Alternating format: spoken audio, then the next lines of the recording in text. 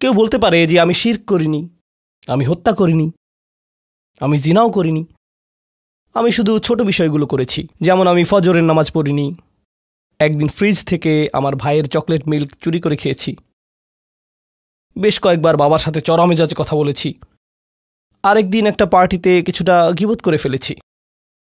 কিন্তু আমি হত্যা করিনি। এই তওবা তো আসলেই খারাপ অপরাধীদের জন্য। তাহলে আমার কি হবে? সাধারণ পাপীদের কি হবে? বাকি আমরা যারা রয়েছি, কারণ তারা হলো উঁচু স্তরের পাপী, তাই না?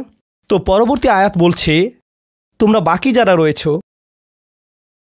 ওয়ামান তাবা, যেই তাওবা করেছে, যে কোনো ধরনের তাওবা, আমিলা সালিহান, সৎ কাজ করেছে, ফাইন্নাহু ইয়াতুবু ইলাল্লাহি মাতাবা, তো যখন সে আল্লাহর কাছে ফিরে আসে আন্তরিকভাবে, অনুতপ্ত হয়ে, আল্লাহ সেটাও স্বীকার করেন। না না না, কারণ আমার পাহাড় সম পাপ প্রয়োজন, এটাকে পাহাড় সম পুণ্যে রূপান্তরিত করার জন্য, এটাকে পাহাড় সম পুণ্যে রূপান্তরিত করার জন্য এমন প্রয়োজন নেই। যেই পাপেই লিপ্ত থাকেন না কেন, শুধু তওবা করুন। ফাইন্নাহু ইয়াতুবু ইলাল্লাহি মাতাবা।